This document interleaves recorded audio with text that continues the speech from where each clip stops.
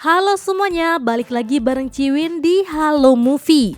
Gimana kabarnya? Semoga kalian masih suka alur cerita film ya.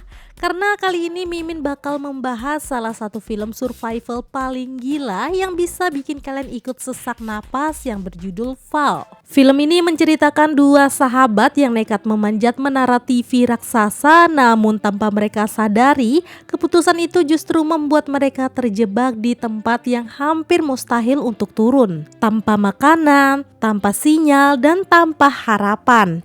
Mereka harus bertahan hidup ratusan meter di atas tanah. Lalu bagaimana dengan kisah mereka?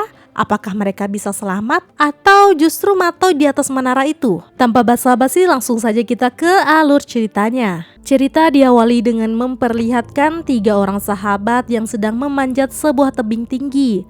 Mereka adalah Becky, Hunter, dan Dani, suami dari Becky. Namun naas saat sedang berusaha mencapai puncak, Dani dikejutkan oleh seekor burung yang tiba-tiba muncul dari balik celah tebing. Dani sempat kehilangan keseimbangan dan bergelantungan pada tali pengaman. Sayangnya, tali tersebut tidak mampu menahannya hingga akhirnya Dani terjatuh dan meninggoy.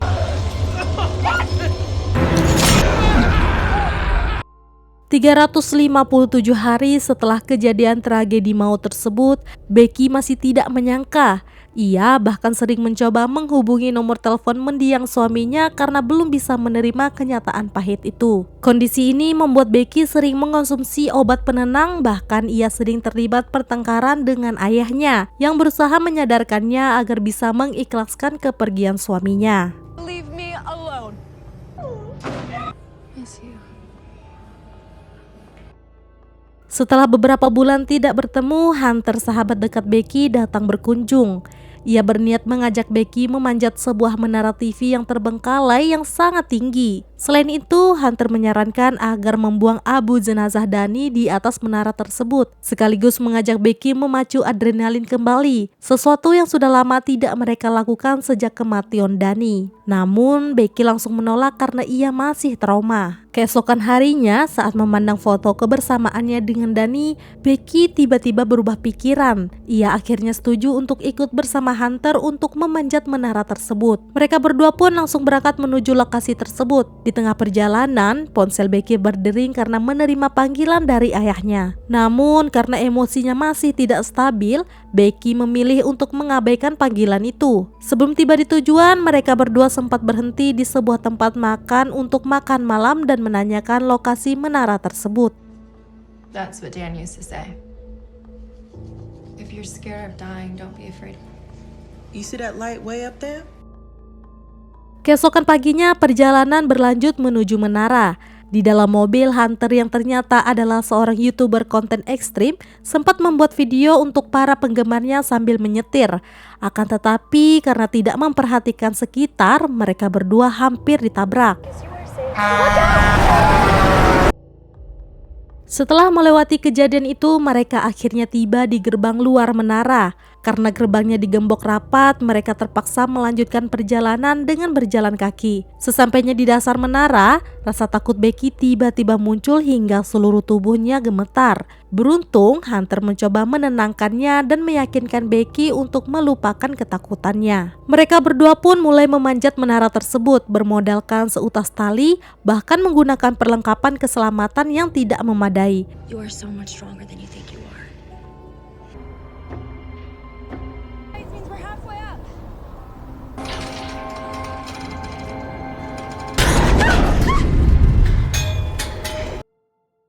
Meski mereka sudah menyadari bahwa struktur menara yang mereka daki sudah sangat rapuh dan berkarat. Saat baru mencapai bagian tengah menara, Becky kembali merasa ketakutan karena tangga yang mereka pijak mulai bergoyang. Ditambah lagi dengan hembusan angin kencang yang membuat situasi semakin mengerikan. Becky bahkan sempat meminta Hunter untuk menyudahi aksi gila ini dan turun saja. The hell, Hunter? Let's just go back down.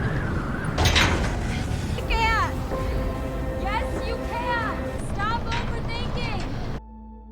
Namun Hunter mencoba untuk menenangkannya dan mereka berdua akhirnya berhasil sampai di puncak tertinggi di menara itu. Dari atas sana mereka disuguhi pemandangan yang begitu indah sekaligus mengerikan. Namun keindahan itu justru menjadi awal dari bencana besar yang akan menguji adrenalin mereka sampai batas maksimal. Di puncak menara tersebut Hunter mulai melakukan aksi nekat dengan bergelantungan di ketinggian tanpa pengaman. Aksi gila itu bahkan membuat siapapun yang melihatnya akan merasa lemas dan gemetar.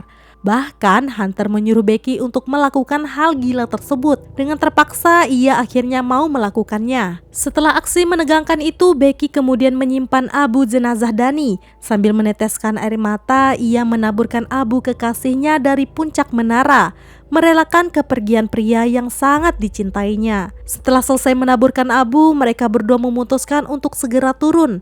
Namun naas, struktur tangga besi menara yang sudah sangat rapuh tiba-tiba runtuh. Becky hampir saja terjatuh dari puncak menara tersebut. Beruntung Hunter berhasil menariknya menggunakan tali dan malapetaka besar baru saja dimulai.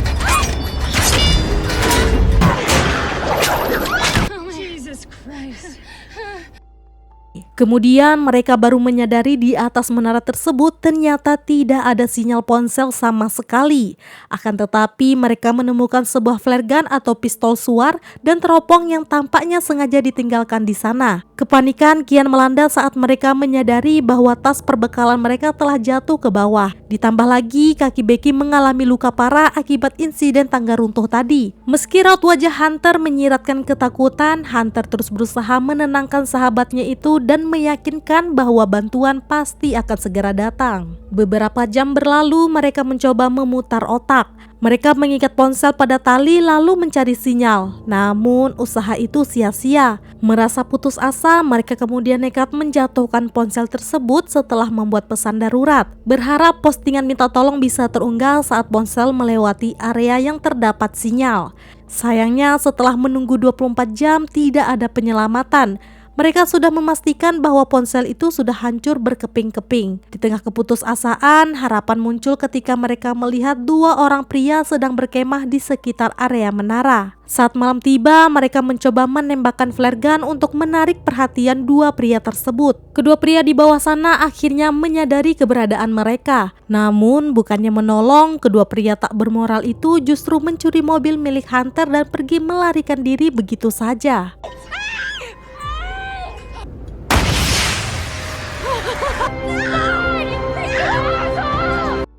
Di malam yang dingin dan mencekam itu, sebuah rahasia kelam akhirnya terungkap. Becky secara tidak sengaja mengetahui kenyataan pahit dari tato di kaki Hunter yang bertuliskan nama Dani. Dari situlah Becky sadar bahwa selama ini Hunter telah berselingkuh dengan mendiang suaminya. Karena sudah ketahuan, Hunter kemudian berkata bahwa hubungan gelap itu ternyata sudah berlangsung diam-diam selama 4 tahun. Yang membuat Becky tidak bisa berkata-kata mendengar perkataan itu. Tidak hanya itu, sambil menangis, Hunter juga mengakui bahwa dirinya sadar telah melakukan kesalahan besar dan mengkhianati persahabatan mereka. Namun di balik semua itu, Hunter mengatakan bahwa ia benar-benar mencintai Dani. Mendengar pengakuan tersebut, Becky hanya bisa terdiam dan mencoba menerima kenyataan pahit itu meski hatinya terasa hancur berkeping-keping. Setelah itu mereka berdua mencoba melupakan semuanya dan sadar bahwa mereka harus segera bertahan hidup.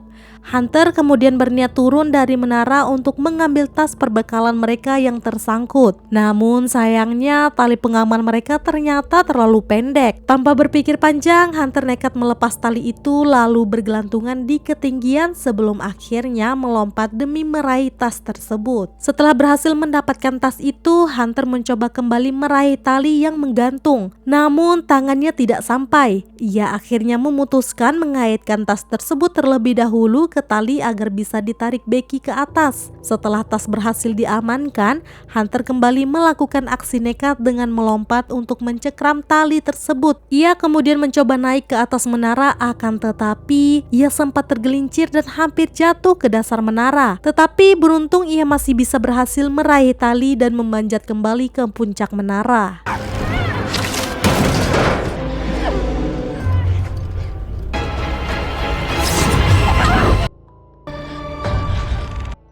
Mereka pun segera membuka tas dan mengeluarkan drone untuk mencari bantuan. Namun harapan mereka kembali pupus karena baterai drone tersebut ternyata sudah habis. Saat Becky mulai kehilangan harapan untuk hidup, Hunter terus mencoba menenangkannya dan meyakinkan bahwa mereka pasti bisa selamat dari situasi yang mengerikan itu. Malam harinya, Becky tiba-tiba terbangun dengan nafas tersengal akibat mimpi buruk. Dalam mimpinya, Hunter ternyata sudah meninggoy. Becky pun menghela nafas lega setelah menyadari bahwa semua itu hanyalah mimpi semata. Keesokan harinya, dalam kondisi yang semakin kritis, Becky akhirnya mengambil keputusan nekat.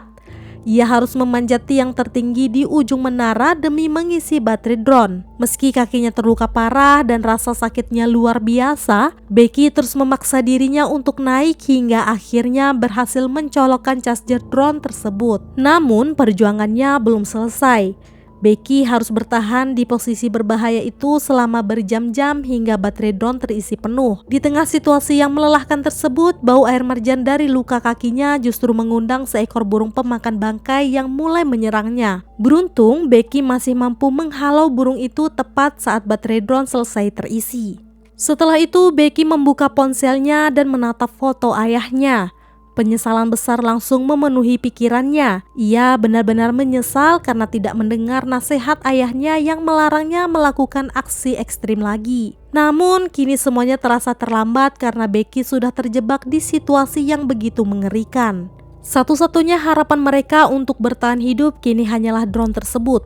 Becky kemudian mencoba menerbangkannya menuju hotel tempat mereka menginap yang letaknya tidak terlalu jauh dari sana. Berharap seseorang melihat drone itu dan datang menolong mereka. Namun nasib buruk kembali datang. Tepat sebelum mencapai hotel, drone tersebut malah tertabrak mobil yang melintas hingga langsung hancur seketika. Melihat satu-satunya cara untuk menyelamatkan diri kini musnah, Becky benar-benar jatuh dalam keputusasaan. Kondisinya semakin parah karena tubuhnya sudah sangat lemah akibat berhari-hari tidak makan dan minum. Dan di tengah kondisi kritis itulah sebuah kenyataan mengerikan akhirnya terungkap. Becky baru menyadari bahwa Hunter sebenarnya sudah meninggoy sejak insiden jatuh saat mengambil tas berbekalan. Ternyata selama ini Becky hanya berhasil menarik tasnya saja ke atas. Sementara sosok Hunter yang terus menemaninya hanyalah halusinasi dari pikirannya yang trauma dan putus asa. Saat itulah Becky sadar bahwa dirinya benar-benar sendirian di puncak menara tersebut. Sementara itu, ayah Becky yang mulai diliputi firasat buruk terus mencoba mengirim pesan kepada putrinya karena sangat khawatir. Namun, semua pesan itu gagal terkirim akibat tidak adanya sinyal. Keesokan harinya, Becky yang tertidur lemas tiba-tiba terbangun karena merasakan sakit luar biasa di kakinya. Ternyata, seekor burung pemakan bangkai sedang mencoba memakan tubuhnya hidup-hidup. Karena rasa lapar yang sudah tidak tertahan dan insting bertahan hidup yang begitu kuat, Becky akhirnya melawan dan berhasil membunuh burung tersebut.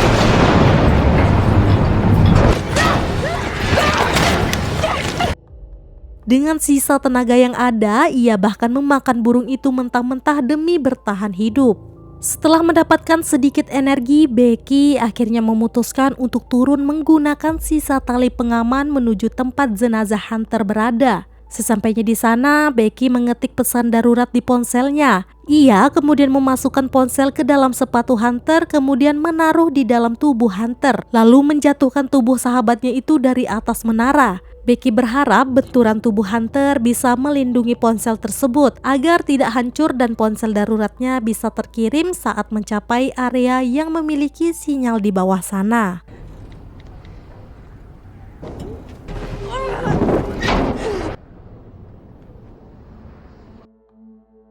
Setelah menunggu berjam-jam penuh kecemasan, keajaiban akhirnya terjadi. Pesan darurat itu berhasil terkirim ke ponsel ayahnya.